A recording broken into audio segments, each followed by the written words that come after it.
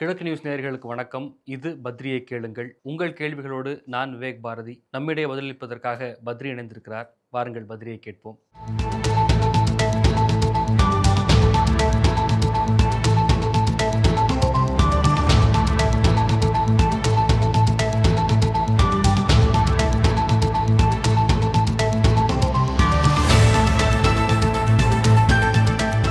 Y Thiruvalluvar is in காவி and பட்டை? As a common man, I felt this is not what school taught us. உலக பொதுமறை was taught at school. We learnt it with other religion friends. Is there any evidence that Valluvar was in காவி or with பட்டை? நல்ல கேள்வி. இதில் ரெண்டு மூணாக பிரிச்சுப்போம். வள்ளுவர் என்ன மாதிரியான ஆடை அணிந்திருந்தார்? அது காவியா, அவர் பட்டை போட்டிருந்தாரா? நமக்கு தெரியாது. ஒரு பெரிய கேள்வி வள்ளுவரை பற்றி ரொம்ப நாளாகவே இருந்துகிட்டு இருக்கு. அவர் சைவரா, வைணவரா, அல்லது அந்த ஹிந்து பொது மதத்தைச் சேர்ந்தவரா, இல்லை ஜைனரா, ஒரு சிலர் பௌத்தர்னு சொல்கிறாங்க. அப்புறம் இருக்கவே இருக்க ஆஜீவகம், ஏதாவது ஒன்று எங்கேயாவது கொண்டு வந்து சேருன்னா ஆஜீவகம். இவையெல்லாம் இந்திய மதங்கள். இதை தவிர்த்து ஒரே ஒரு எக்ஸ்டர்னல் விஷயம் வந்தது அவர் கிறிஸ்தவர். சென்ட் தாமஸ் இங்கே அதுவே சென்ட் தாமஸ் இங்கே வந்தாரா அப்படிங்கிறதே ஒரு புரட்டு அப்படின்னு சொல்கிறவங்களும் இருக்காங்க.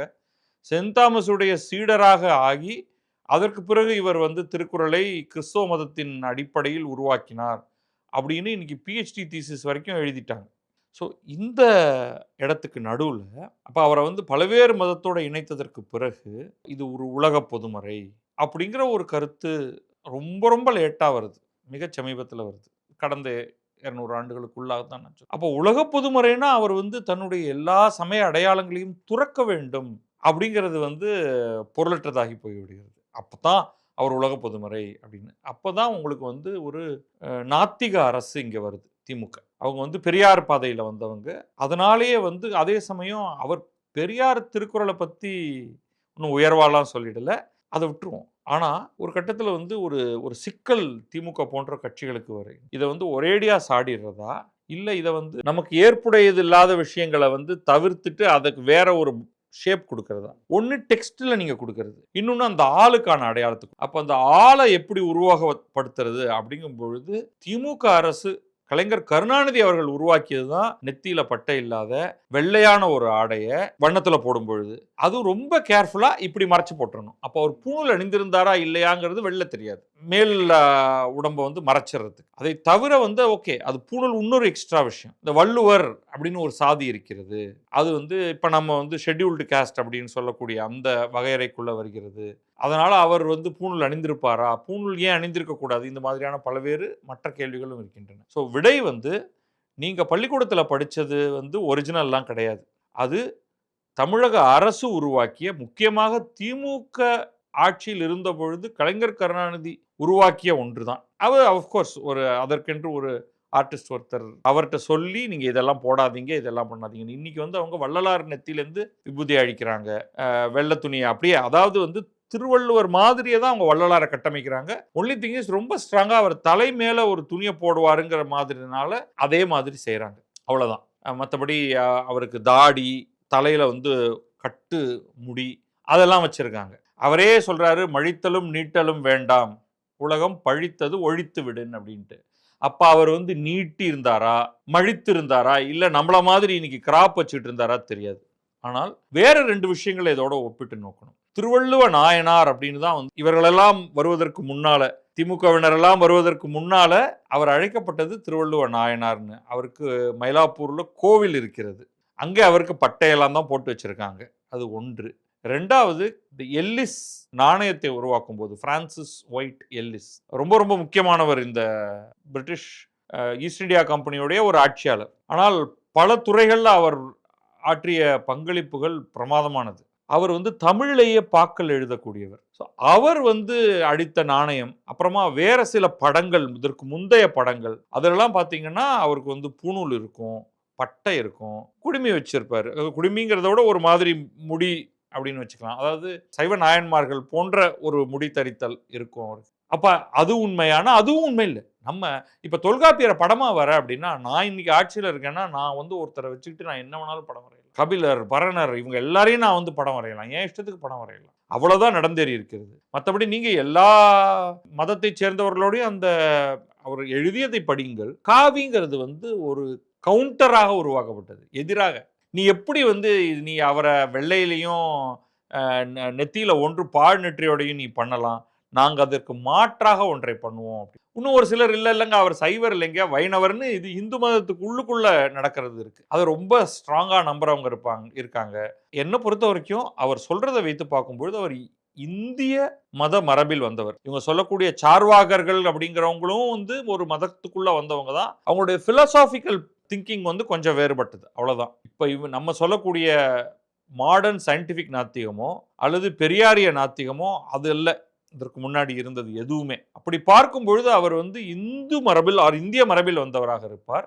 ஜெயினராகவும் இருக்கலாம். ஸோ இதை ஒட்டுமொத்தமாக பார்க்கும் பொழுது நீ இந்த மாதிரி பண்ணால் நான் அந்த மாதிரி பண்ணுவேங்கிற வீம்புக்காக பண்ணப்பட்டது தான் காவியும் பட்டையும். ஆனால் அவர் பட்டை அணிந்திருந்தாரா, நாமும் போட்டிருந்தாரா, சந்தனம் இட்டிருந்தாரா தெரியாது.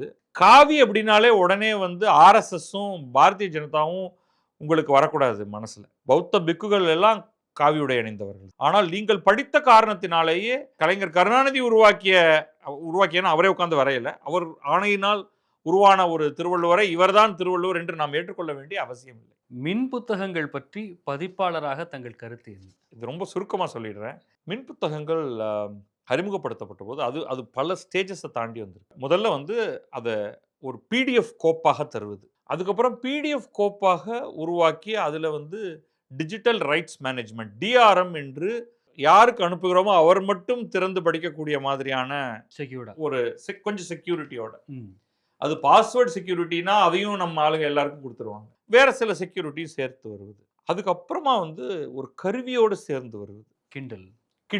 கிண்டிலுக்கு முன்னாடியே சோனி வந்து அதை உருவாக்கினாங்க. அதற்கு பிறகு வேறு சிலர் அதை உருவாக்கினார்கள். அப்போதான் இங்க் டெக்னாலஜி அப்படின்னு ஒன்று வந்து, இப்போ நீங்கள் நம்ம படிக்கும் ஸ்க்ரீன் எல்லாமே கண்ணை பாதிக்கிறது. அது வந்து பேக்லிட் அப்படின்னு நம்ம சொல்லுவோம். ரொம்ப டெக்னிக்கலாக போக விரும்பல. ஒட்டுமொத்த ஸ்க்ரீனையும் நீங்கள் ஆஃப் பண்ணிட்டீங்கன்னா அது வந்து ஒரு பழுப்பு நிறத்தில் இருக்கும். நீங்கள் ஆன் பண்ணுறீங்கன்னா அது முழுவதுமே வெள்ளை நிறமாகி எழுத்துகள் இருக்கக்கூடிய இடம் மட்டும் கருப்பாக, அதாவது அங்கே லைட் எரியாமல் இருக்கும். எல்சிடி டிஸ்பிளே நம்ம பயன்படுத்துவது. அந்த முறையில் வந்து ஒட்டுமொத்த ஸ்க்ரீனே ஒளிர்கிறது. பவர் கன்சம்ஷனும் ஜாஸ்தி, கண்ணுக்கு அவ்வளோ நல்லதல்ல. அப்போ அந்த மாதிரி இல்லாமல் இங்க் டெக்னாலஜி என்ற ஒன்று உருவாக்கப்பட்டது. அதை பயன்படுத்தி சோனி ஒரு ரீடர் ஒன்று உருவாக்கினார்கள். ஆனால் அவங்கள்ட்ட கண்டென்ட் கிடையாது, அதை அவ்வளவு சிறப்பாக மார்க்கெட் பண்ண முடியல. அதற்கு பிறகு வேறு சிலர் முயன்றார்கள். அதே டெக்னாலஜியை அமேசான் கையில் எடுத்து அவங்களிடம் புத்தகங்கள் இருந்ததனாலும் பல பதிப்பாளர்களை இதற்கு மாற்றக்கூடிய திறன் பெற்றிருந்ததாலும் இந்த கிண்டில்ங்கிற டிவைஸ் வந்து ஒரு பெரிய விஷயமாச்சு. அதனால ரொம்ப விரும்பி அதை கையில் வைத்திருந்தேன். அதுக்கப்புறமா நம்முடைய அந்த மொபைல் ஃபோன் ஸ்க்ரீனுமே அந்த டேப்லெட்டோடைய ஸ்க்ரீனும் ரெகுலர் எல்சிடியே ரொம்ப சிறப்பாக ரெட்டினா டிஸ்பிளே அது இதுன்னு சொல்லி அது ரொம்ப ஹை ரெசல்யூஷன், ரொம்ப கண்ணுக்கு ரொம்ப குறைவான ஸ்ட்ரெயினை கொடுக்கக்கூடிய மாதிரியான வந்துச்சு. இதெல்லாம் டெக்னாலஜி பார்த்து. அதுக்கப்புறம் no more improvement in technology. இங்க்லேயே கலர் இங்க் வரும்னு சொன்னாங்க. அதுக்கான செயல்முறையும் இருக்குது, நமக்கு ஒரு பேசிக் டெக்னாலஜி இருக்குது. ஆனால் ஒரு கமர்ஷியல் மாடல் இல்லாததுனால அதெல்லாம் வரல. ரொம்ப ரொம்ப ரொம்ப தின்னா பேப்பர் மாதிரி இருக்கக்கூடிய ஒரு டிஸ்பிளே வரும். அதுக்கு மேலே ஒரு சின்ன ஸ்ட்ரிப்புக்குள்ளே நம்ம அதோடைய எல்லா சிப்பையும் வச்சு பேட்டரி எல்லாத்தையும் வச்சிடலாம். அவ்வளவு லைட்டாக இருக்கும். அதெல்லாம் விரைவில் வரப்போகிறதுன்னு சொன்னாங்க. நடக்கலை. ஏன்னா அதுக்கான கமர்ஷியல் ஒர்க் அவுட் ஆகலை. இன்னைக்கு ரொம்ப ரிலக்டண்ட்டாக மீது எல்லாரும் செத்து போயிட்டாங்க. உட்கார்ந்து இருக்கக்கூடிய ஒரே நிறுவனமான அமேசான் அவங்களே வந்து இதுக்கு மேற்கொண்டு இன்வெஸ்ட் பண்ணுறது நிறுத்திட்டாங்க. ஒரு கட்டத்தில் இந்திய மொழிகளுக்கு ஊக்குவிக்கிறதுக்கு அது எல்லா இந்திய மொழிகள் புத்தகங்களும் இந்த மாதிரி கிண்டில் டிவைஸில் வரணும்னு ஆரம்பித்து ஒரு 5 மொழிகள், அதில் தமிழும் இருந்தது, தேவநாகரி எழுத்தில் எழுதப்படுவதனால் ஹிந்தி மராட்டி 2ம் இருந்தன. கன்னடம் தெலுங்கு கூட அவர்கள் கொண்டு வரவில்லை. பிரதமர் குஜராத்தி என்பதனால் குஜராத்தி மொழியை கொண்டு வந்தார்கள். மற்றதுக்கெல்லாம் அவங்க சப்போர்ட் கொடுக்கறதுக்கு முன்னாடியே அதை கொண்டுட்டாங்க, அந்த ப்ராஜெக்டே நாட் வயபிள் அப்படின்னு. அதை நாங்களும் பார்த்தோம். ஒரு பதிப்பாளராக ஆரம்பத்தில் நிறைய எஃபர்ட் போட்டு புத்தகங்களை கிண்டிலில் கொண்டு வரும் பொழுது அந்த கிண்டில் ரெவென்யூ அதிகமாச்சு. 0லிருந்து நான் 0 சம் நம்பர். அதுக்கப்புறம் ஃப்ளாட் ஆச்சு. அதாவது அந்த ஃபர்ஸ்ட் வேவ் ஆஃப் அந்த டெக்னாலஜியை எடுத்துக்கிறவங்க மட்டும்தான் பயன்படுத்தினாங்க. அதற்கு பிறகு அது கீழே விழ ஆரம்பித்தது. அதுக்கு பல காரணங்கள் இருக்கு. அப்புறம் இன்னைக்கு வந்து சொல்லிக் கொள்ளும்படியாக எனக்கு மாசம் எவ்வளவு கிண்டில்லேருந்து ஏதாவது பணம் வருதா?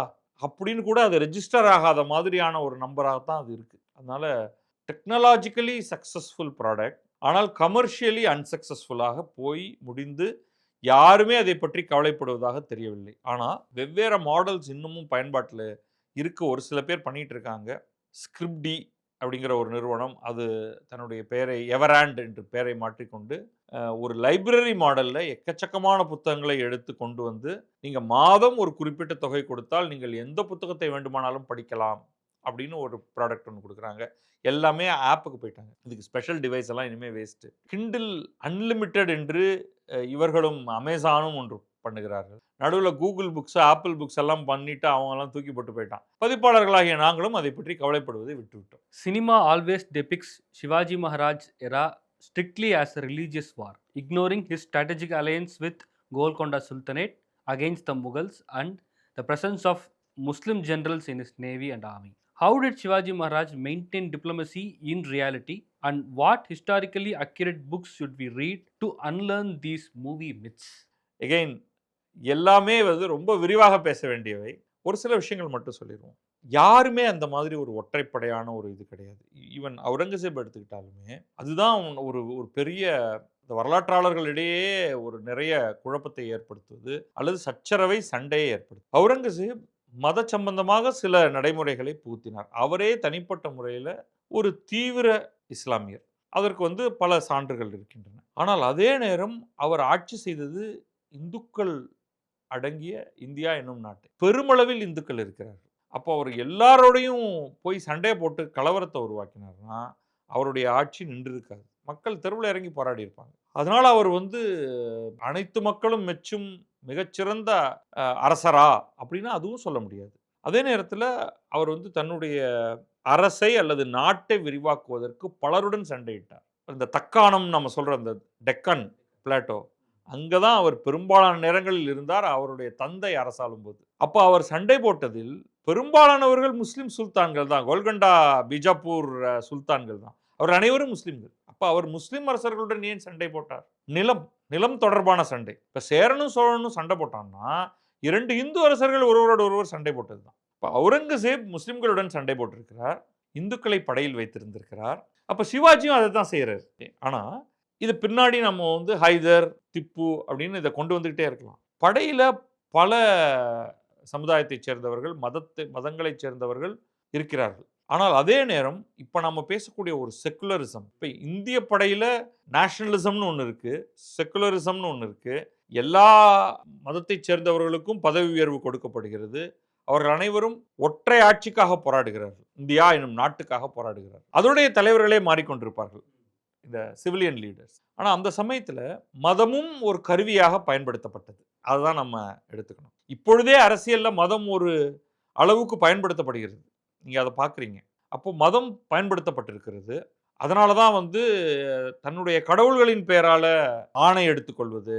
அதனால தான் வந்து அந்த தன்னுடைய எதிரியுடைய மத சின்னங்களை உடைப்பேன் அப்படின்னு சொல்றது. முஸ்லிம் அரசர்கள் அதை பெருவாரியாக செய்திருக்கிறார். அப்போ அந்த அந்த இடதுசாரி வரலாற்றாசிரியர்கள் அல்லது வெளிநாட்டில் இருக்கக்கூடிய வரலாற்றாசிரியர்கள் ஒரு மாற்று இதையும் காமிப்பாங்க. இந்து அரசனே போய் ஒரு கோவிலை உடைச்சிருக்கான். கோயிலுக்குள்ள நுழைஞ்சு அங்க இருக்கக்கூடிய சிலைகளுடைய மூக்கை மட்டும் செரிமோனியலா வெட்டி உடைச்சிட்டு போயிருக்கான். அப்ப அதுக்கு என்ன சொல்வீங்க அப்படின்னு கேட்பாங்க. இதெல்லாம் இணை வைக்க முடியாது. என்ன காரணத்துக்காக நீங்க செய்றீங்க அப்படிங்கிறது தான். இப்ப இஸ்லாமிய அரசர்கள் இந்து கோயில்களை உடைக்கும் பொழுது அவங்க வந்து ஒரு ஸ்பெசிஃபிக்கா ஒரு 2 காரியத்துக்காக அதை பண்றாங்க. ஒண்ணு வந்து ஐடோலேட்ரி, அதாவது உருவ வழிபாடு என்பதற்கு எதிரானவர்கள் நாங்கள். உங்களுடைய உருவங்களை நாங்கள் உடைப்பதுங்கிறது வந்து அது முகமது காலத்திலிருந்து நடக்கிறது. காபாவில் நடந்ததிலிருந்து அபூபக்கர் போய் உள்ளே நுழைந்து 3 சிலைகளை அவர் உடைக்கிறார். அங்கிருந்து தொடரும் ஒரு விஷயம் இது. அதே மாதிரி நாங்க வந்து இந்த பாதையை தொடர்கிறோம் அப்படின்னு நம்ம இந்த இப்பொழுதைய பாகிஸ்தான் பகுதி முதல்ல இஸ்லாமிஃபிகேஷன் அங்கே தான் ஆரம்பிக்குது. இஸ்லாமைசேஷன் அப்படின்னு சொல்லலாம். அது கொஞ்சம் கொஞ்சமாக தொடர்ச்சியாக போர். முகமது ஆஃப் கஸ்னியிலேருந்து ஆரம்பிச்சு, முகமது ஆஃப் கோர்லேருந்து ஆரம்பிச்சு பல்வேறு போர்கள் வழியாக அவர்கள் கொஞ்சம் கொஞ்சமாக இந்தியாவுக்கு வந்து இங்கே நாடாள ஆரம்பிக்கிறார். அப்போ ஒரு ஹிஸ்டாரியனோ அல்லது ஒரு அரசியல்வாதியோ சிவாஜியை பார்த்து சிவாஜி எதற்காக போரிட்டு இருந்தாலும் சிவாஜியை ஒரு உருவகமாக பார்க்க ஆரம்பிக்கிறார்கள். இந்து ரிசர்ஜன்ஸ் அப்படிங்கிறதுக்கான உருவகமாக பார்க்கிறார்கள் அப்படிங்கிறது உண்மைதான். அதனால தான் அவர் வந்து அவருடைய உருவம் எப்படி உருவாக்கப்படுகிறது, ஜெய் பவானி அப்படிங்கிற அந்த குரல்கள், அது எல்லாமே வந்து ஒரு அதுல மதச்சாயம் புகுத்தப்படுகிறது. அவர் எப்படி நடந்துகிட்டாருன்னா, எழுதப்பட்டிருக்கக்கூடிய பல்வேறு துண்டுகளை வைத்து தான் நாம பார்க்க முடியும். அப்ப அவர் வந்து ரொம்ப பிராக்டிகலாகவும் தான் இருந்திருக்காரு. எல்லாரும் அப்படிதான் இருந்திருக்க முடியும். வேறு எவ்வாறும் இருந்திருக்க முடியாது. இப்ப நீங்க இவ்வளவு ராஜபுதன அரசர்களை எதிரியாகவும் நட்பாகவும் வைத்துக் கொண்டுதான், மேவாடு ஒரு மாதிரி இருக்கும், மார்வாடு இன்னொரு மாதிரி இருக்கும். இவரும் கூட சேர்ந்து கொண்டு அவர்களை எதிர்ப்பது, இது எல்லாம் நடந்திருக்கிறது. எங்கு பார்த்தாலும் நடந்திருக்கிறது. அப்ப இப்ப நீங்க இந்த கேள்விக்கு உள்ளுக்குள்ள போகணும் அப்படின்னா, அவுரங்கசீப் எந்த மாதிரியாக, அவர் பிரைமரிலி முஸ்லிம், ஆனா யதார்த்த உலகில அவர் வந்து இந்துக்களோடு உறவையும் மேற்கொண்டிருந்தார். அதே சமயம் அவருடைய மதத்தின் அடிப்படையில் அவர் இந்து மதத்தின் மீதான ஒரு வெறுப்பையும் பல இடங்களில் அவர் காண்பித்திருக்கிறார். சில கோவில்களை இடித்திருக்கிறார். அதுக்கெல்லாம் ஒரு லிஸ்ட் இருக்கு. அது சிலவா பலவா, எது சில எது பலன்னு சொல்றது அப்படிங்கிறது வந்து நீங்க ஆட்ரே ட்ரஷ்கோடைய புக்கை படிக்கிறீங்களா, இல்லை யதுநாத் சர்க்காருடைய புக்கை படிக்கிறீங்களாங்கிறது தெரிய வரும். இப்போ இவர்களுடைய கேள்விக்கு வரோம். நம்ம பலருடைய புத்தகத்தையும் படிக்க வேண்டும். இன்றைக்கு வரக்கூடிய லேட்டஸ்ட் புத்தகம் வரைக்கும் நீங்க அவுரங்கசீப்பை பற்றி தெரிஞ்சுக்கணும்னா படிக்கிறீங்க. அதே மாதிரி தான் சிவாஜிக்கும் படிக்கணும். இதுலேயும் கான்ட்ரவர்சி இருக்குது. இதுலேயும் இந்து தரப்பு, அதாவது நான் சொல்கிறது நவீன 20ஆம் நூற்றாண்டு 21ஆம் நூற்றாண்டில் புத்தகம் ஒன்று சர்ச்சைக்குரிய புத்தகம். சிவாஜியின் தாயை பற்றி ஒரு சில கேள்விகள் கேட்கக்கூடியது போன்று அமைந்திருந்தது என்று நான் அந்த புத்தகத்தை பேரை சொல்வதை தவிர்க்கிறேன். நான் அதெல்லாம் சர்ச் பண்ணி பார்த்தா உங்களுக்கு கிடைச்சிரும். ஆத்தர்லேருந்து யாருன்னு எல்லாமே இருக்கும். கூட்டமாக அவங்க வந்து ஒரு ஒரு வெறிகொண்ட கூட்டம் உள்ள நுழைஞ்சு கொளுத்திட்டாங்க லைப்ரரியை. அந்த புத்தகம் ஒரு காப்பி அங்கே உள்ள இருந்துச்சு அப்படிங்கிறது. அதெல்லாம் படிச்சிருக்காங்களா இல்லையா, அவங்களாம் படிக்கவே வேண்டாம். எல்லா பிரதிகளையுமே நம்ம ஒரு திறந்த மனத்தோடு அணுக வேண்டும். அதுல ஏதாவது ஒரு சில உண்மைகள் நமக்கு கிடைக்கும். ஆனால் அந்த ஸ்காலர் இருக்கார் இல்லையா, அவருக்கே ஏதாவது உள்நோக்கம் இருக்கும், இருந்துட்டு போகட்டும். நீங்க திறந்த மனத்தோடு அதை படியுங்கள். இப்போ நமக்கு வந்து ஒரு லிஸ்ட் ஆஃப் புக்ஸ் சாதாரணமாக சர்ச் பண்ணாலே கிடைக்கும். அது எல்லாவற்றையும் படியுங்கள் அப்படிங்கிறது தான் என்னுடைய கருத்து. அப்போ அதே சமயத்தில் ஒரு இந்தியன் ரிசர்ஜன்ஸுக்காக அவரை ஒரு ஐக்கனாக முன்வைக்கிறாங்க இல்லையா, அவர்களுக்கும் ஒரு நோக்கம் இருக்கிறது. சிவாஜிக்கு இந்த மாதிரி ஒரு ஹிந்து ரிசர்ஜன்ஸ், இந்தியன் ரிசர்ஜன்ஸ் என்றெல்லாம் ஒரு ஐடியா இருந்திருக்கிறதுக்கான வாய்ப்பே கிடையாது. அந்த நவீன தேசியவாதம் இருக்கு இல்லையா, அது அதற்கு பிறகுதான் தோன்றுவது. இத்தாலி, ஜெர்மனி போன்ற இடங்கள்ல தோன்றி அது ஐரோப்பா முழுமையாம் விரிவடைகிறது. அது மொழி சார்ந்த ஒரு மொழிதான் இனம், அந்த இனம்தான் தேசியம் அப்படின்னு கட்டமைக்கப்படுவது. அப்படிதான் இட்டாலியை வந்து உங்களுக்கு இந்த 2 பெயர்கள் நீங்க ரொம்ப கேள்விப்பட்டிருப்பீங்க. கரிபால்டி அப்படின்னு ஒருத்தர் இத்தாலியை ஒருங்கிணைக்கிறார். ஃபார்ம் பிஸ்மார்க் அவர் வந்து முழுமையாக இந்த மாதிரி ஜெர்மனியை, அங்க பல துண்டு நாடுகளாக இருந்தவை ரெண்டுமே, அப்படி இருந்தா நம்மளால வந்து வெற்றி பெற முடியாது, நம்மளை சுத்தி இருக்கிறவன் எல்லாம் நசிக்கிடுவான், பாரு அங்க பாரு நெப்போலியன் என்ன பண்றான், இங்க பாரு பிரிட்டன் இவ்வளவு வலுவாக இருக்கிறது என்று சொல்லி ஒருங்கிணைந்த ஒரு நாடாக மாற்ற 2 பேரும் முயற்சி செய்து அதை அவர்கள் அடைகிறார்கள். அதுக்கப்புறமாவே இந்த திங்கிங் உருவாக ஆரம்பிக்குது. அவங்க அப்படி பண்றாங்களா, இப்போ நம்ம இப்படி தான் பார்க்கணும்னு. ஸோ சேர்வதும் பிளப்பதும் மொழி சார்ந்த தேசியவாதமாக ஆகிறது. அதை நம்ம இந்தியாவுக்குள்ள இறக்குமதி பண்றோம். அது சீமான் வரைக்கும் இன்னைக்கு கொண்டு வந்துட்டு இருக்கு. ஸோ நம்ம இந்த பார்வையை அதற்கு மாற்று சொல்பவர்கள் இல்லை. நாம வந்து கலாச்சார ரீதியில், மத ரீதியில் நாம் பலவேறு மொழிகளை பேசினாலும் நாம் ஒன்று அப்படிங்கிறத சொல்றதையும் இதுவும் வந்து ஒரு இடத்துல கிராஸ் ஆகுது. இல்ல மொழிதான் அடிப்படை, இல்ல கலாச்சாரம் தான் அடிப்படை அப்படின்ட்டு. அப்ப ஐரோப்பிய மையவாதமாக அதை நம்ம பார்க்குறோம் அப்படின்னா நிச்சயமாக நம்ம இப்ப இருக்கிறது அவர்களுக்கு ஏற்புடையது கிடையாது. இதை வேணா அதிகமாக போனால் பல்வேறு தேசிய இனங்கள், சப் நேஷனலிஸ்ட் குரூப்ஸ் இருக்கு அப்படின்னு சொல்லுவாங்க. இப்போ இவருடைய கேள்விக்கு கடைசியாக பதில் சொல்றதா இருந்தால், இது அது என்று பார்க்காதீர்கள். ஆட்ரே ட்ரஷ்கோடைய புத்தகத்தை படியுங்கள். இதை அவுரங்கசீப் பற்றிய புத்தகத்தை யதுநாத் சர்க்கார் கட்டாயமாக நீங்கள் படிக்கணும். இது எல்லாமே ஒன்று மிக புதியது, இன்னொன்று மிக பழையது. இன்பிட்வீன் நிறைய புத்தகங்கள் இருக்கு. முகலாயர்களை பற்றியும் மராட்டிய மன்னர்களை பற்றியும், முக்கியமாக அது சிவாஜியிலேருந்து ஆரம்பிக்குது, அவரை பற்றியும் அது எல்லாத்தையும் படிக்கிறது ரொம்ப அவசியம். அதுக்கப்புறமா நீங்க தொகுத்துங்க. சினிமாவெல்லாம் வந்து விளையாட்டுக்கு தான் பார்க்கணும். அதுலேருந்து உங்களுக்கு எந்த காலத்திலும் உண்மை வராது. ஏன்னா அவங்க ரொம்ப ரொம்ப எளிமைப்படுத்தப்பட்ட ஒரு சூத்திரத்தை எடுத்துக்கொண்டு தான் அவங்க வந்து அந்த ஹோல் ஸ்டோரியே அவங்க நடத்துவாங்க. துபாயிலேருந்து பாலசுந்தர் கேட்டிருக்காரு, how to address the cleanliness in public place issue across India. Swachh Bharat has created awareness, but it still remains as philosophy. Do we need budget allocation to move forward? இது ரொம்ப vexing கேள்வி இது. உலகத்திலேயே India அளவுக்கு வருமானம் வந்ததற்கு பிறகு, அந்த நாடு இவ்வளவு அழுக்காக இருக்கிறது, அசுத்தமாக இருக்கிறது அப்படிங்கிறதுல ஒரு தனித்தன்மை பெற்றதாக இந்தியா இருக்கிறது. நீங்கள் பல நாடுகளுக்கு போகலாம். அவர்களும் மிக ஏழ்மையாக இருப்பார்கள். ஆனால் சுற்றுப்புற தூய்மை அப்படிங்கிறது மிகச் சிறப்பாக இருக்கும். அவர்கள் அளவுக்கு, அதாவது தன்னளவுக்கு அத கொண்டு வருவாங்க. உடனே அது என்ன சுவிஸ் நாட்டுல தெருவுல தேனும் பாலும் ஓடுனுச்சுன்னா, அப்படியே நக்கி சாப்பிடலாம் மாதிரி அவ்வளவு சுத்தமாகவா இருக்கிறதுன்னு கேட்டா இருக்காது. ஆனால் நீங்க எவ்வளவு ரூபா செலவழிக்கிறீங்க? என்னன்னா, அது அந்த சிவிக் சென்ஸ் மக்களுக்கே வந்துருது. இது பல இடங்கள், அதாவது சுத்தம் மட்டும் இல்ல. ஒரு வரிசையில் நின்று வண்டியில் ஏறுவது. ஒருத்தன் மேல ஒருத்தன் விழுந்து உன் கால மிதிச்சுக்கிட்டு போறது இல்லாம. அது சாலையில் வண்டிகளில் போனாலும் சரி, ரயில்வே ஸ்டேஷன்ல ரயிலுக்குள் ஏறுவதாக இருந்தாலும் சரி, ஒரு வரிசையில் நின்று நம்ம டிக்கெட் வாங்குறதுக்கோ, அல்லது ஒரு கேள்வி கேட்கறதுக்கோ, சைட்லேருந்து நம்ம கியூல நிப்போம்.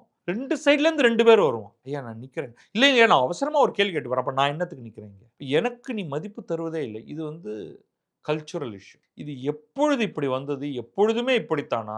நம்ம சங்க காலத்திலும், நம்ம இப்ப தமிழ்நாட்டை மட்டும் எடுத்துக்கிட்டோம்னா, சங்க காலத்திலிருந்தே இப்படி கேவலமாக தான் நடந்து கொண்டிருக்கிறோமா? இல்ல இடைப்பட்டதா? ஏன்னா இதெல்லாம் யாரும் டாக்குமெண்ட் பண்ணல. சங்கப்புலவர் யாரும் வரிசையில் நிற்கும் பொழுது நடுவில் வந்த ஒருவனை பார்த்து சட்டையை பிடித்து கேள்வி கேட்டு பாட்டு எழுதினார் அப்படின்னு நம்மகிட்ட இல்ல. தெருவில் அசுத்தமாக தூக்கி குப்பையை போடுபவரை பார்த்து வெகுண்டு எழுந்து முடக்கண்ணியார் என்ற ஒரு புலவர் ஒரு பாட்டு எழுதினார் அப்படின்னு நம்மகிட்ட ஒன்றும் கிடையாது. அந்த காரணத்தினால நமக்கு தெரியவே தெரியல இன்னி வரைக்கும். அது தெருவில் குப்பையை கொண்டு போய் கொட்டுறதுலேருந்து, குப்பையை போட்டுட்டு அதை பற்றின கொஞ்சம் கூட கவலை கூச்ச நாச்சமே இல்லாமல் நடந்து போகுது. இப்போ நான் இங்கே அலுவலகத்துக்கு வந்துகிட்டு இருக்கும் பொழுது ஒரு பேருந்து, அதன் பின்னாடி எல்லாம் வண்டி வந்துட்டு இருக்கு. நாமளாவது ஒரு மூடிய காருக்குள்ளே வரோம். அந்த பேருந்துலேருந்து ஒருத்தங்க எதையோ தூக்கி வெளில போடுறாங்க, கொட்டுது குப்பை. அப்புறமா அவங்க என்ன அது என்னன்னு தெரியல, வாயில் இவ்வளவு தண்ணியை போட்டு கொப்பளிச்சுட்டு துப்புறாங்க. வெளியில் அப்படியே செதறுது. பஸ் போயிட்டு இருக்கு கோயம்பேடு கிட்டக்க. இது திக்குன்னு இருக்கு. அப்பா எப்படி அவனால பண்ண முடியும்? அவங்க வெளில பைக்கில் ஒருத்தன் போயிட்டு இருக்கான், அவன் மேலே நீ கொப்பளிச்ச தண்ணி அவன் மேலே கொட்டிச்சுன்னா அது தவறல்லவா அப்படிங்கிறது கூட துணிக்காமல் ஒருத்தர் நடந்து கொள்கிறார். இதுக்கு பணம் செலவு பண்ணி பிரயோஜனமே இல்லை. பணம் எப்படி எதுக்கு உதவும்? டாய்லெட்டே இல்லைன்னா நான் எங்க சிறுநீர் கழிப்பது அப்படின்னு ஒரு கேள்வி ஒன்று வரும். அப்போ பப்ளிக் டாய்லெட்ஸுங்கிறது கட்டணும். கட்டினால் போதாது, பராமரிக்கணும். தண்ணீர் இருக்க வேண்டும். அது சுத்தப்படுத்திக்கிட்டே இருக்கணும். அதில் ப்ளீச்சிங் பவுடர் போட வேண்டியிருக்கும். பொது கழிப்பறைனா அதுக்கான பணமெல்லாம் ரொம்ப குறைச்சி. ஆனாலும் அதை பயன்படுத்துபவர்கள் அதை பயன்படுத்த தெரியாமல், அல்லது அதை ஒழுங்காக பயன்படுத்த வேண்டும், நமக்கு பிறகு இன்னொருவர் அதை பயன்படுத்த போகிறார் என்ற உணர்ச்சியே இல்லாமல் விலங்குகள் போல நின்ற இடத்தில் நடந்து கொள்வதுதான் நம்முடைய மிகப்பெரிய பிரச்சனை. அதை குப்பை போடுறதுலேருந்தும் மற்ற பல்வேறு விஷயங்களுக்கும் நீட்டிக்கலாம். இப்போ சில பேர் சொல்றது இல்லைங்க, நம்முடைய இந்த எக்கானமி அப்படியே கொஞ்சம் பொருளாதாரம் மேலே வந்துருச்சுன்னா, ஸ்டாண்டர்ட் ஆஃப் லிவிங் உயர்ந்துருச்சுன்னா, வருமானம் அதிகரிச்சிருச்சுன்னா இந்த பிரச்சனை தீந்துரும். இப்போ நம்ம உண்மையில இந்த ஸ்வச்ச பாரத் மிஷனை கடுமையாக ஆரம்பிப்பதற்கு முன்னால் திறந்த வெளியில் மலம் கழிப்போர் எண்ணிக்கை அப்படின்னு ஒன்று WHO ட்ராக் பண்ணுச்சு. பங்களாதேஷ் ரொம்ப சிறப்பான இடம். அதாவது மிக குறைவான பேர் தான் அப்படி மலம் கழித்தார்கள். இந்தியாவில் ரொம்ப மோசமாக இருந்துச்சு. போஸ்ட் ஸ்வச்ச பாரத் மிஷன் அது கடுமையாக குறைந்திருக்கிறது. ஆனாலும் பங்களாதேஷ் அளவுக்கு கிடையாது.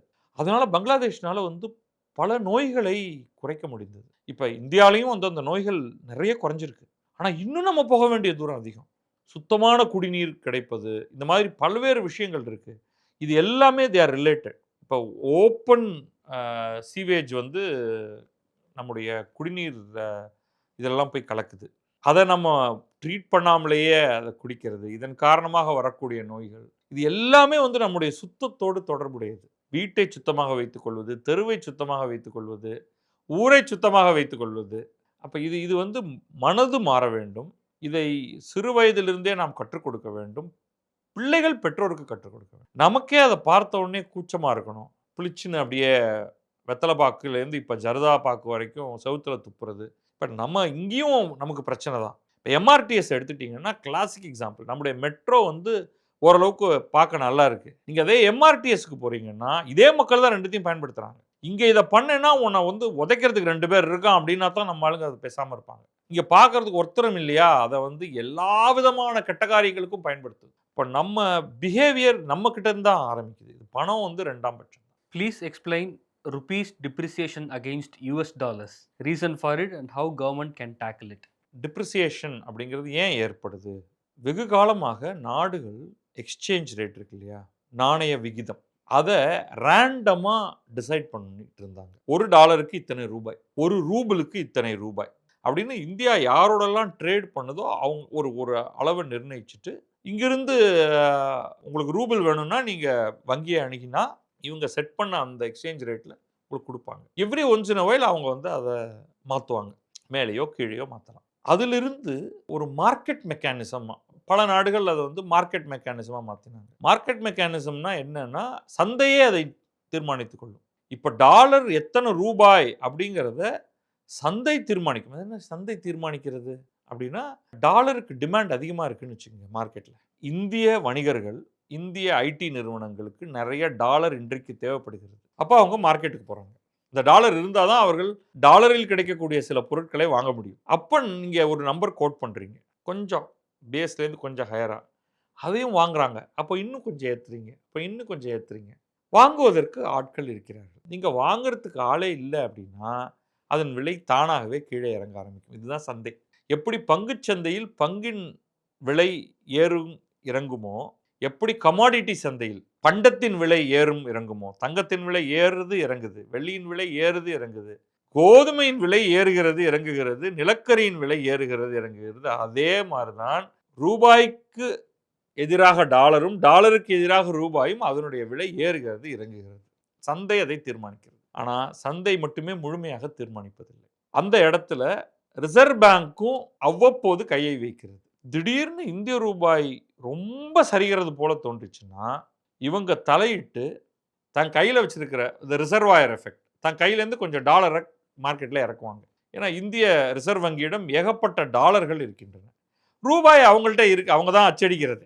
திடீர்னு அது அதாவது ஏறுதோ இறங்குதோ அதுக்கு தகுந்த மாதிரி அவங்க டாலரை சிஸ்டத்தில் இறக்கி விலையை மட்டுப்படுத்துவாங்க. ரொம்ப ஏறிடுச்சுன்னா, ரொம்ப இறங்கிருச்சுன்னா அதுவும் பிரச்சனை. அப்போ இவர்கள் டாலரை வாங்குவார்கள். டாலரை வாங்கி விற்று அந்த மதிப்பு வந்து ரொம்ப தள்ளி போயிடாமல் பார்த்துப்பாங்க. இது வந்து ஃபர்ஸ்ட். இவங்க இந்த மார்க்கெட்ல தலையீடு செய்கிறார்கள் ரிசர்வ் வங்கி. அவங்களுக்கு ஒரு சில கோல் இருக்கு. அது இந்திய அரசுடைய இலக்குகளோட இணைந்தது. ஒண்ணா, ரெண்டாவது ஏன் இதெல்லாம் நடக்குதுன்னா, இந்தியா ஒரு ஏற்றுமதி நாடாக இருக்கும் பட்சத்தில் அதனுடைய நோக்கம் ஏற்றுமதி அதிகம், இறக்குமதி பேலன்ஸ் பண்ணிக்கலாம் என்ற ஒரு எண்ணம் இருந்தால் டிப்ரிஷியேட் ஆகணும்னு தான் இந்தியா விரும்பும். விலையை அதாவது ஒரு டாலருக்கு நிகரான இந்திய ரூபாயை அதிகமாக வைக்கும். அப்ப என்னன்னா நமக்கு $1 உள்ளே வரும்பொழுது அது பெரிய ரெவென்யூவா மாறும். அதோடைய ரிவர்ஸ் நம்ம வந்து காம்படிட்டிவ் பிரைஸ்ல வெளிநாடுகளுக்கு டாலர்ல நம்ம பொருளுக்கு விலை வைக்க முடியும். திருப்பூர் பின்னலாடை நிறுவனங்கள்லாம் ரொம்ப அதிகமாக ஏற்றுமதி செய்ய முடியும். அப்ப நமக்கு வெளியிலிருந்து நமக்கு பணம் கிடைக்கும் அப்படிங்கிறதுக்காக. இன்ஃபேக்ட் அமெரிக்கா சைனாவை பத்தி இந்த கிரிட்டிசிசம் தான் வைக்குது. வேண்டுமென்றே உன்னுடைய மார்க்கெட் விலைப்படி பார்த்தா, ஏன்னா சைனா வந்து மார்க்கெட் மெக்கானிசம் கிடையாது. அவங்க அதோடைய பிரைஸ் எப்படி வேணாலும் மேனிபுலேட் பண்ணுவாங்க. இந்தியா கிட்டத்தட்ட market mechanism except for reserve பேங்கோட இன்டர்வென்ஷன். அப்போ சைனா வந்து வேண்டுமென்றே தன்னுடைய மதிப்பை கீழிறக்கி வைக்கிறது. அப்பதான் அவங்களுடைய எக்ஸ்போர்ட் எல்லாம் வேல்யூபிள் நிறைய வேல்யூக்கு உள்ள எக்ஸ்போர்ட் வரும். எக்ஸ்போர்ட் கொடுக்க முடியும், நீங்க ஏற்றுமதி செய்ய முடியும் அப்படின்ட்டு. அதை மாற்றுங்கள் அப்படின்னு அமெரிக்கா கேட்பாங்க. இல்ல இவங்க வந்து அதெல்லாம் மாற்ற மாட்டேன்பாங்க. இந்தியா வந்து நல்லா வளர்ந்து கொண்டிருக்கக்கூடிய பொருளாதாரம். ஆனாலும் பல்வேறு காரணங்களால நம்மளுடைய ரூபாய் மதிப்பு இறங்கி கொண்டு தான் இருக்கும் டாலருக்கு நிகராக. அது வீக்னஸ் கிடையாது.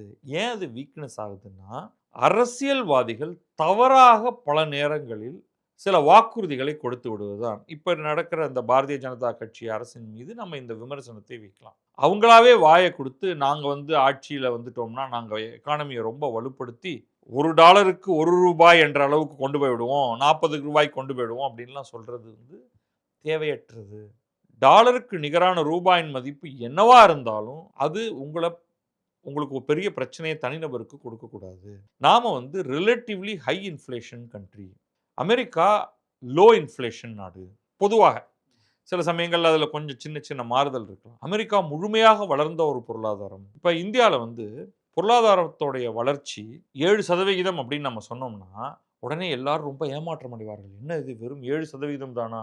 மன்மோகன் சிங் ஆட்சியில் இருந்தபொழுது நாம் 9%க்கு மேலெல்லாம் செய்திருக்கிறோம். இன்னொரு பொருளாதார நிபுணர் வருவார். நம்ம 10% வளர்ச்சி இல்லை என்றால், அதுவும் அடுத்த 25 ஆண்டுகளுக்கு ஆண்டுக்கு 10% என்ற அளவில் நாம் வளரவில்லை என்றால், நம்முடைய நாடு நாசமாய் போய்விடும் அப்படின்னு சொல்லுவார். அமெரிக்கால போய் நம்முடைய பொருளாதாரம் இந்த ஆண்டு 2.5% வளர்கிறது அப்படின்னு அவர்கள் வந்து வாவ், ட்ரம்ப் மிக சிறப்பான ஆட்சியை கொடுத்திருக்கிறார் அப்படின்னு கைதட்டுவாங்க. ஐரோப்பாலலாம் 1% வளர்ந்து விட்டது அப்படின்னா போடுறா வெடிய. ஏன்னா அந்த பொருளாதாரங்கள்லாம் அந்த அளவில் தான் வளரக்கூடியவை. ஏன்னா அவர்கள் பெருமளவு வளர்ந்து விட்டார்கள். நமக்கு இங்க வந்து மிகப்பெரிய ஸ்கோப் இருக்கு. ஏன்னா சாதாரண அது உள்நாட்டு உற்பத்தி தானே. இப்போ இன்னும் எவ்வளவோ பேர் ஏசி வாங்கல. இன்னும் எவ்வளவோ பேர்கிட்ட காரே கிடையாது. டூ வீலர் கிடையாது. ஒரு மிதிவண்டி சைக்கிள் கூட கிடையாது. அப்போ அவர்கள் இத்தனை பொருட்களையும் நாளை வாங்கக்கூடிய நிலைக்கு வந்தால் நம்முடைய பொருளாதாரம் 10 மடங்குக்கு மேல, அது பல மடங்கு மேல எங்கேயோ போக போகுது. குறைந்தபட்சம் 10 மடங்குனாலே நம்ம இன்றைக்கு உலகின் நம்பர் 1 நம்பர் 2 நாடுகளுக்கு இணையான இன்றைக்கு அவர்கள் இருக்கக்கூடிய பொருளாதாரத்துக்கு நம்ம வந்துருவோம். நம்ம சுமார் $4 ட்ரில்லியன் இருக்கோம். அவங்க வந்து $30 ட்ரில்லியன், $40 ட்ரில்லியன் அந்த மாதிரி எண்ணிக்கையை நோக்கிட்டு இருக்காங்க. இப்போ நம்ம 10 மடங்கு வளர்றோம் அப்படின்னா நம்ம அங்க போயிடுவோம். அந்த அளவுக்கு இங்க ஸ்கோப் இருக்கு. அப்போ நமக்கு கூடவே இன்ஃப்ளேஷன், பணவீக்கம் என்பது இந்த வேகமாக வளரக்கூடிய நாடுகள்ல இருக்கும். அப்படிப்பட்ட நேரத்துல நம்ம இத பத்தி கவலைப்படக்கூடாது. நம்ம பார்க்க வேண்டியது வந்து 2 விஷயம். உங்களுடைய பர்ச்சேஸ் பவர் பேரிட்டி. நீ அது எல்லாத்தையும் விடுப்பா. அவன் பணம் என்னவா இருந்தா என்ன? உன் பணம் என்னவா இருந்தா என்ன? உன்னுடைய சம்பளத்தில் உன்னால் வாழைப்பழம் வாங்க முடிகிறதா? உணவு பெற முடிகிறதா? அவ்வளவுதான் நீ பார்க்கணும். நீ என்ன டாலர்ல பணம் கொடுத்தா பொருள வாங்குற? பெரும்பாலும் நீங்க டாலர்ல கொடுக்க போறது. 2 இடத்துல மட்டும் இது இடிக்கும். ஒண்ணு, நம்ம வந்து 100% நியர்லி 100% எனர்ஜி, கச்சா எண்ணெயை வெளியிலிருந்து வாங்குகிறோம். எரிவாயுவை வெளியிலிருந்து வாங்குகிறோம். அது எல்லாமே நம்ம இன்றைக்கு டாலர்ல கொடுத்துட்டு இருக்கோம். அதனால தான் நமக்கு அது ஒரு பெரிய சிக்கல். அது ஒண்ணா. 2வது, ஒரு சின்ன குரூப் ஆஃப் ஆட்கள். இவங்க எல்லாருமே வெளிநாடுகளில் போய் படிப்பது, வெளிநாடுகளுக்கு பயணம் செய்வது, இன்பச் சுற்றுலாவுக்கு போவது, அவங்களுக்கு வந்து அது பிஞ்ச் பண்ணும். ₹100 இப்போ வந்து கிட்டத்தட்ட ₹100 ஒரு டாலருக்கு ₹100 வந்துருச்சு. 95, 96 அந்த மாதிரி ஏதோ இருக்கு. ஒரு காலத்துல 80 இருந்தது, ஒரு காலத்துல 60 இருந்தது.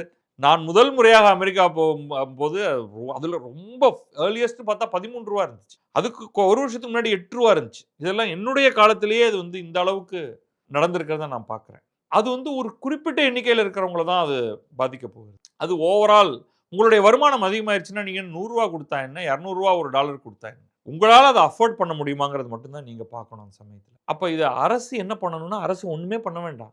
அரசு தான் ஒன்றை பண்ண வேண்டும் என்று நினைத்துக் கொண்டு வந்து, அதை தேர்தல்களின் போது பேசுவது தான் இங்க பிரச்சனை. அத வேறு சில பொருளாதார நிபுணர்கள் அதை பற்றி தெளிவாக சொல்லிவிட்டார்கள். 100ங்கிறது வெறும் ஒரு சைக்காலஜிக்கல் மார்க்கர் தான். 120க்கு போச்சுன்னா என்ன பண்ண போற நீ? விழுந்து புரண்டு அழப் போறியா? ஒரு டாலருக்கு ₹120 அப்படின்னா, அண்டை நாட்டுல இருக்கக்கூடிய சில கரன்சிகளுக்கெல்லாம் அந்த மாதிரி தான். இன்னும் ஒரு சில பேர் இதை புரிஞ்சுக்காம வேற ஒரு சில கரன்சி, ஆப்கானிஸ்தான் கரன்சி வெறும் ₹70 ₹60 ஏதாவது சொல்லுவாங்க. அது முக்கியமே கிடையாது. இன்னும் நீங்க பார்த்தீங்கன்னா அதை வந்து என்ன பெர்சன்டேஜா மாறி இருக்கு. இந்தியா வந்து 15% குறைந்திருக்கும் பொழுது ஆப்கான் கரன்சி எவ்வளவு குறைந்திருக்கிறது? அது அதிகமா குறையாம கூட இருக்கலாம். ஏன்னா அங்க பொருளாதாரமே இல்ல. ஒரு ஆக்டிவ் பொருளாதாரம் இருக்கும்போது தான் நீ என்ன எக்ஸ்போர்ட் பண்ற, நீ என்ன இம்போர்ட் பண்றங்கிறத பொறுத்து தான். ஸோ இதுல ஏகப்பட்ட மற்ற விஷயங்கள் இருக்கு. ஒண்ணு, கவலைப்படாத. நான் இது வந்து ஜெயரஞ்சன் மாதிரி நீயா கொடுக்க போற, கட்ட போற அப்படிங்கிற ஆங்கிள்ல பேசல. இது நம்மை பெருமளவு பாதிக்காது. நீங்க கவலை வேண்டாம். 2வது, அரசு ரொம்பலாம் ஒண்ணும் பண்ணக்கூடாது.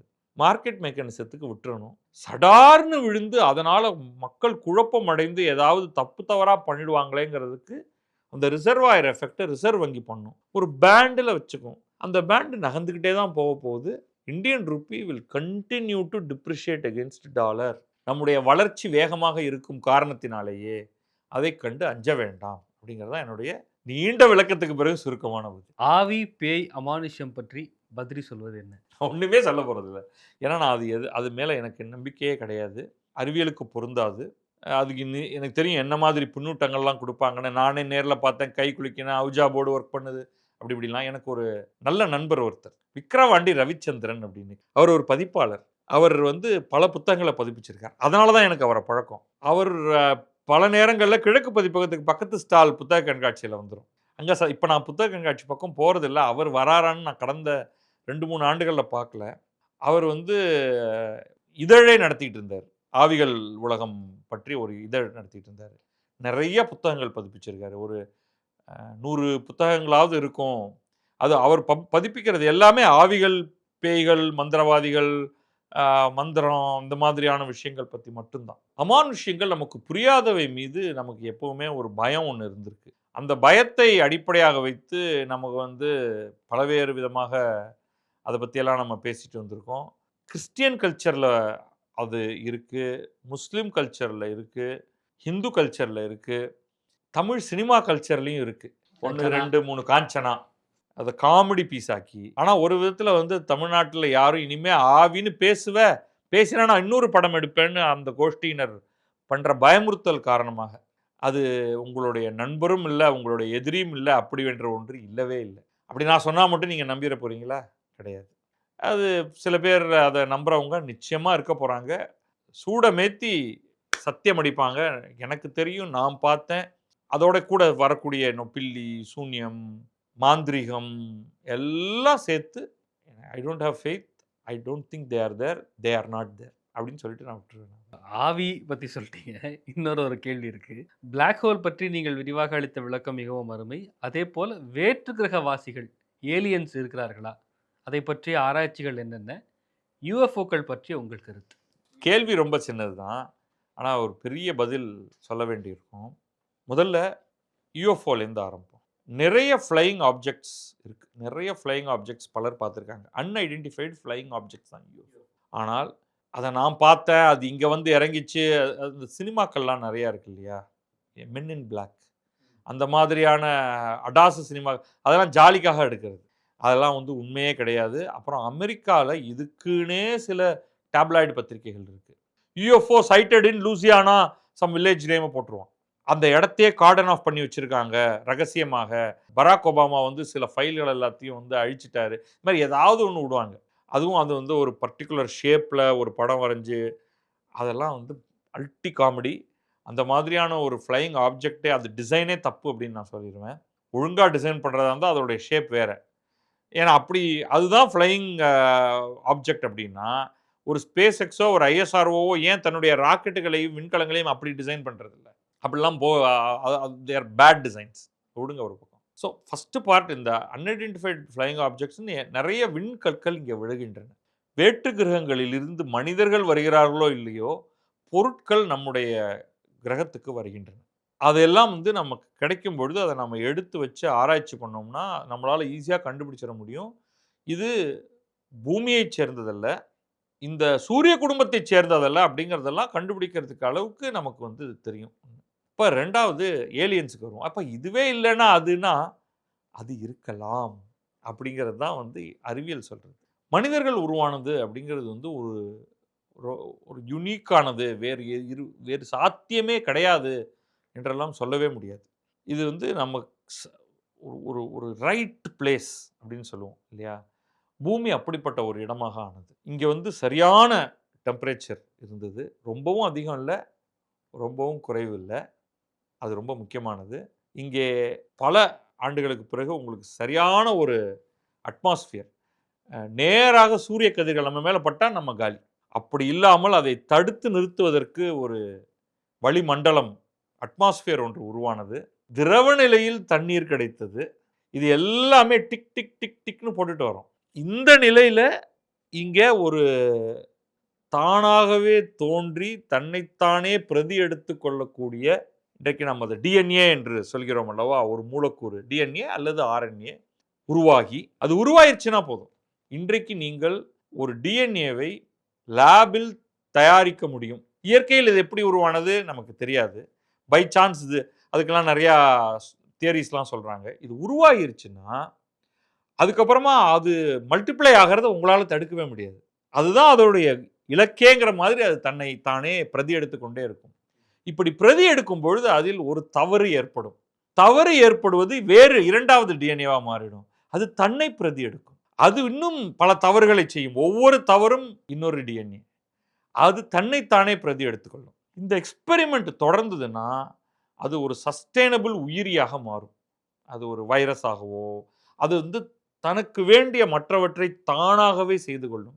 தன்னை சுற்றி ஒரு புரோட்டீன் ஷீல்டு. அந்த புரோட்டீனுக்கான ஃபார்முலாலாம் அந்த டிஎன்ஏக்குள்ளே என்கோடட். எகைன் நம்ம எங்கேயோ ரொம்ப தூரம் தாண்டி போகிறோம். பட் ரொம்ப மேலோட்டமாக சொல்கிறேன். அது அப்படி உருவாகிறதுல சிலதுக்கு வந்து ஒரு அட்வான்டேஜ் எதுவும் இருக்காது. வேற இதுக்கு சில அட்வான்டேஜஸ் இருக்கும். அதற்கு உணவை பெறுவது என்னும் இது ரேண்டமாகவே இதுக்குள்ள வரும். அப்ப அது பல்கி பெருகும். அப்படி ஒரு சிங்கிள் அது ஒரு செல்லை உருவாக்கும். சிங்கிள் செல்லேருந்து மல்டி செல் வரும். மல்டி செல்லுங்கிறது மனிதனாக வந்து முடிவதற்கு அனைத்து வாய்ப்புகளும் உள்ளன. இப்ப நீங்க ஒரு வேற்று கிரகத்துக்கு போயி, ஓரளவுக்கு நம்ம சொல்லக்கூடிய சூழல் உலகத்துல முதல்ல நம்ம நினைச்சுக்கிட்டு இருந்தோம், ஒரே ஒரு சூரிய மண்டலம் தான் இருந்தது அப்படின்னு. ஒரே சூரியன், ஒரே சந்திரன் அப்படிலாம் கிடையாது. உலகத்துல எண்ணற்ற கேலக்ஸிகள் இருக்கின்றன. நாம அதுல வந்து மில்கி வே பால்வீதி மண்டலம்ங்கிற ஒரு கேலக்ஸில இருக்கோம். இப்படி எண்ணற்ற கேலக்ஸிகள்ல எண்ணற்ற நட்சத்திரங்கள் இருக்கின்றன. சூரியன் போன்று. சூரியனை விட பெரிதாக, சூரியனை விட சிறிதாக, அப்படிப்பட்ட ஒவ்வொரு நட்சத்திரத்துக்கும் சுற்றி சுற்றி கொண்டிருக்கும் கோள்கள் இருக்கின்றன. அதுல ஏதாவது ஒரு கோள் பூமி போன்ற கோள் இருக்கிறதான்னு தினமும் ஆராய்ச்சியாளர்கள் பார்த்து கொண்டிருக்கிறார்கள். அதுக்கெல்லாம் ஏதோ ஒரு நம்பர் T14873 அப்படின்லாம் நம்பர்லாம் கொடுத்து வச்சிருப்பாங்க. நான் அது அந்த அளவுக்கு ஃபெமிலியர் கிடையாது எனக்கு. ஸோ பூமி போன்ற பல கோள்கள் கண்டுபிடிக்கப்பட்டிருக்கின்றன. அங்க தண்ணி இருக்கா இல்லையாங்கிறதெல்லாம் எனக்கு தெரியாது. சப்போஸிங் அங்க தண்ணீர் தான் இருக்கணுங்கிற அவசியமும் கிடையாது. நம்ம எல்லாருமே வந்து கார்பன் பேஸ்ட் லைஃப் ஃபார்ம்ஸ்னு சொல்லுவோம். கரியால் ஆனவர்கள் நம்மலாம். ஆனா இந்த கரிதான் தேவைங்கிறது இல்ல.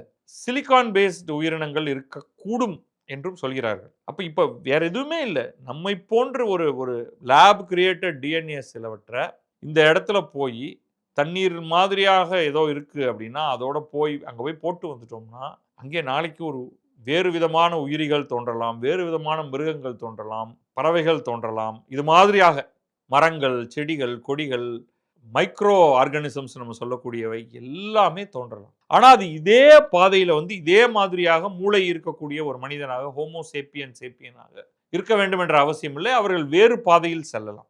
ஸோ ஏலியன் என்பதற்கு அதாவது நம்மை போன்றனா இந்த எக்ஸ்ட்ரா டெரஸ்ட்ரியல்னு ஒரு ஸ்டீவன் ஸ்பீல்பர்க் படம் எடுத்து பார்க்க அசிங்கமா ஏன் பண்றதா அதையும் அழகா பண்ணேன் ஒரு ஏஸ்தட்டிக்கா. எனிவே அப்படித்தான் இருக்கணுங்கிறது இல்லை. அதுக்கு 3 கால் இருக்குமா, 4 கால் இருக்குமா, 2 மூக்கு இருக்குமா, எப்படி வேண்டுமானாலும் தோன்றலாம். அதாவது தியரிட்டிக்கல் சாத்தியக்கூறுகள் உள்ளன. அறிவார்ந்த ஒரு உயிரினம் இன்னொரு கிரகத்தில் தோன்றுவதற்கு எண்ணற்ற சாத்தியக்கூறுகள் உள்ளன. அவை தோன்றி இருக்கின்றனவா, நம்மை தொடர்பு கொள்ளுமா, நம்மை விட திறனில் சிறந்தவர்களாக இருக்குமா, இல்லை நமக்கு அடிமையாகும் மாதிரியான தரத்தில் இருக்குமா, எதுவுமே நமக்கு தெரியாது. இருந்தாலும் நம்மை தொடர்பு கொள்ளுமா? ஏன்னா நம்ம வந்து எங்கிருந்தாலும் இங்க வரணும்னா நினைத்த நேரத்தில் எல்லாம் வர முடியாது. இந்த குவாண்டம் டெலிபோர்டேஷன்லாம் வந்து அதெல்லாம் சயின்ஸ் ஃபிக்ஷன்ல எழுதுறதுக்கு தான் லாய்க்கு. ஒரு பெரும் உயிரினம் நம்மை போன்றவர்கள் ஒரு இடத்திலிருந்து இன்னொரு இடத்துக்கு போகணும்னா ஒளியின் வேகத்தில் கூட போக முடியாது. நம்ம செதஞ்சிருவோம். இப்ப நம்ம ஒரு நிலவுக்கு விண்கலம் அனுப்புகிறோம் அல்லவா, அதுதான் நம்முடைய அதிகபட்ச வேகம். அந்த வேகத்தில் தான் போக முடியும். அப்படிப்பட்ட வேகத்தில் ஒருவர் இங்கே வர வேண்டும் என்றால் பல கோடி ஆண்டுகளுக்கும் மேற்பட்டு ஆகும். நம்ம பக்கத்து கேலக்சிக்கு இருந்து இங்கே வரத்துக்கு இவங்கெல்லாம் எங்கேயோ இருப்பாங்க. நம்ம என்ன சொல்லலாம்னா, எங்கிருந்தாலும் நன்றாக இருங்கள், எங்கள் கழுத்தை அறுக்காதீர்கள். ஏலியன்ஸ்க்கு சாத்தியக்கூறுகள் இருக்கு. நிறைய அவங்க வந்து தேடிக்கிட்டு இருக்காங்க. நம்ம தேடணுமா அப்படிங்கிறதே எனக்கு ஒரு கேள்வி இருக்கு. அவங்களா யாராவது வந்து நீயாவே வீணா போய் வெளியில போற ஓனான எடுத்துட்டு வராதையா விடு, அவன் மாட்டுக்கு அவன் போயிட்டு இருக்கான், நீ மாட்டுக்கு இங்க இருந்து ஒழுங்கா அவன் வேலையை மட்டும் பாருன்னு. பட் நான் வந்து தியரிட்டிக்கல் சாத்தியக்கூறை பத்தி சொன்னேன். நிலவின் மேற்பரப்பில் சுமார் 4 டன் எடை கொண்ட ஸ்பேஸ் எக்ஸின் ராக்கெட் பாகம் மோதியதாக தகவல் வெளியாகியுள்ளது. விண்வெளித்துறையில் சர்வதேச தனியார் நிறுவனங்களின் சாதிக்க வேண்டிய வெறி பாதுகாப்பில் சமரசத்தை ஏற்படுத்துகிறதா? இது வந்து பாதுகாப்புன்னு அவர் எதை சொல்றாருன்னு தெரியல. விண்வெளியில வந்து நம்ம நிறைய குப்பை போடுறோம். நம்ம வேற ஒரு கேள்விக்கு நம்ம ஊர்ல குப்பை போடுறத பத்தி சொல்றோம். விண்வெளியில நம்ம பண்றது எல்லாமே குப்பை தான். யாராவது கேட்டாங்களா அப்படின்னு சொல்லுவாங்க. நம்முடைய வளர்ச்சிக்காக நம்ம சிலவற்றை செய்கிறோம். நம்ம அனுப்பும் ஒவ்வொரு ராக்கெட்டும் நம்முடைய வான்வெளிக்கு தாண்டி, நம்முடைய அட்மாஸ்பியரை தாண்டி வெளில போன உடனேயே அங்கே அவை செய்வதெல்லாம் அழிவும் நாசமும் மட்டும்தான். இப்போ நம்மளை சுற்றி ஸ்டார்லிங்க், ஸ்பேஸ் எக்ஸோடைய ஸ்டார்லிங்க் சேட்டலைட் மட்டுமே பல ஆயிரங்கள் சுற்றிட்டு இருக்கு. ஒவ்வொன்றும் 300லிருந்து 500 கிலோ எடை கொண்ட சேட்டலைட். பல ஆயிரங்கள், நான் சொல்றது 100களில் சொல்லலை. அதை வைத்துக்கொண்டு தான் ஸ்டார்லிங்க் இன்டர்நெட் கனெக்டிவிட்டி அவங்க கொடுத்துட்டு இருக்காங்க. அதை பார்த்துவிட்டு மேலும் பல நிறுவனங்களும் நாங்களும் அதை செய்கிறோம் அப்படின்னு வராங்க. முன்னெல்லாம் வந்து ஒரு நாடு, ஒரு நாட்டு அதிலேயே சில நாடுகள் மட்டும் தான் தலா 10, 20 சேட்டலைட் வச்சிருக்கும். அதில அமெரிக்கா மட்டும் நாங்க ஒரு சில 100 அப்படின்னு சொல்லுவாங்க. மீதி அப்படியே டக்குன்னு குறைஞ்சு வந்து எங்களுடைய கம்யூனிகேஷன் தேவைக்கு நாங்க ஒரு 4, 5 சேட்டலைட் வச்சிருக்கோம். அதுக்கு நம்ம நம்பர் கூட கவுண்ட் பண்ற மாதிரி இருக்கும். இன்சாட் 1 அப்புறம் ஏபிசிடி வேற சொல்லுவாங்க. இன்சாட் 2, 3 அப்படின்னு வந்துட்டு. இன்னைக்கு வந்து யார் வேண்டுமானாலும் அதை செய்யலாம். அத நம்ம வரவேற்கவும் செய்றோம். அப்படி வரும்பொழுது உருவாவதில் பல்வேறு குப்பைகள் முதல்ல வான்வெளியில் உலவிக் கொண்டிருக்கின்றன. 2வது தொழில்நுட்ப காரணங்களுக்காகவும், வேறு பல காரணங்களுக்காகவும் நம்ம நிலவில் இறங்க வேண்டும் அப்படின்லாம் செய்றோம். இப்ப இந்த விஷயம் என்ன அதோடைய பேக்கிரவுண்ட் என்னன்னா, SpaceX நிறுவனம் வந்து ஐஎஸ்ஆர்ஓ மாதிரி தான். அவர்கள் சேட்டலைட் கம்பெனியுமாக இருக்கிறார்கள். ஆனால் பிறருக்கு வந்து எங்க சேட்டலைட்ட எடுத்து கொண்டு போய் அங்க விடுவீங்களான்னா, கொண்டு போய் விட்டு வந்துருவாங்க. டிரான்ஸ்போர்டேஷன் லாஜிஸ்டிக்ஸ் கம்பெனி மாதிரி. சார் ஒரு பார்சல் இருக்கு சார். சரி கொண்டு வந்து போடு. அனுப்பிச்சுருவோம் அப்படின்ட்டு. அப்படி வந்து அவங்களுக்கு 2025ல அ ஆரம்பத்தில அவங்களுக்கு ஒரு ஜாப் ஒண்ணு வருது. 2 வெவ்வேறு நிறுவனங்களுடைய லூனார் லேண்டர். லூனார் அப்படின்னாலே நிலவு சம்மந்தப்பட்டது. லேண்டர் அப்படின்னா இறங்குவது. ஸோ இதில மிகப்பெரிய கஷ்டம் நிலவுல ஒரு பொருளை இறக்குவது. அதுக்கு நெறைய பயிற்சி வேணும். இந்தியாவுடைய பல்வேறு எக்ஸ்பெரிமெண்ட்லயே ஒண்ணு வந்து ஒர்க் ஆகல. இந்த லேண்டர், ரோவர் இதெல்லாம் நம்ம கேள்விப்பட்டிருக்கோம். ஸோ இப்ப நிலவ எடுத்துக்கிட்டீங்கன்னாலே, அந்த டெக்னாலஜியோடைய படிகள் பார்த்தா, முதல்ல பூமியிலிருந்து அனுப்பிய ஒன்று, ஒரு விண்கலம், நிலவை சுற்றுமாறு செய்ய வேண்டும். நிலவை சுற்றிக் கொண்டிருக்கும் பொழுது, நிலவிலிருந்து பாதையிலிருந்து பிரிந்து, மீண்டும் பூமிக்கு வருமாறு செய்ய வேண்டும். இப்ப அமெரிக்காவுடைய ஆர்டெமிஸ் வந்து அதுதான் செஞ்சுகிட்டு இருக்கு. இங்கேருந்து அங்க போணும். அங்கேருந்து இங்க வரணும். இத ஆள் இல்லாம செய்யணும். அடுத்து ஆள வச்சு செய்யணும். அத அவங்க ஆளையும் அனுப்பி, நிலவ சுத்த வச்சு, திருப்ப கீழ இறங்கி கொண்டு வந்துட்டாங்க. இந்தியாவுக்கு இன்னும் அதெல்லாம் வந்து இன்னும் ஃபர்தர் டிஸ்டன்ஸ். ஈவன் சீனாவே அத செய்யல. இப்பொழுதைக்கு அமெரிக்கா அதை நன்றாக செய்யக்கூடியது. ரஷ்யாவால செய்ய முடியும். ஆனா, அவர்களுக்கு செய்வதற்கான ஒரு உந்துதல் ஒண்ணும் பெரிய அளவுக்கு இன்றைக்கு கிடையாது. இதற்கு அடுத்தது, நிலவைச் சுற்றிக் கொண்டிருக்கும் பொழுது, நிலவின் மேற்பரப்பில் போய் இறங்குவது. அதான் லேண்டர். இந்த தொழில்நுட்பத்திலயும் நெறைய சிக்கல் இருக்கு. ஏன்னா, அங்க கிராவிட்டி வேற. நிலவு ஈர்ப்பு விசை. புவி ஈர்ப்பு விசை வேற, நிலவு ஈர்ப்பு விசை வேற. அப்போ உங்க கால்குலேஷன் படி நீங்க வந்து குறிப்பிட்ட வேகத்தில அத ரொம்ப மெதுவா கீழ விழுற மாதிரி இறக்கணும். இன்னொன்னு நமக்கு சேஃபஸ்ட் லேண்டிங்க்கு கடல் இருந்துச்சுன்னா பிரமாதம். தரை தான் கஷ்டம். அதனால தான் இங்க வந்து பார்த்தீங்கன்னா, பூமியில லேண்ட் ஆகுறது எல்லாத்தையும் கடல நோக்கி தள்ளி விட்டுருவாங்க.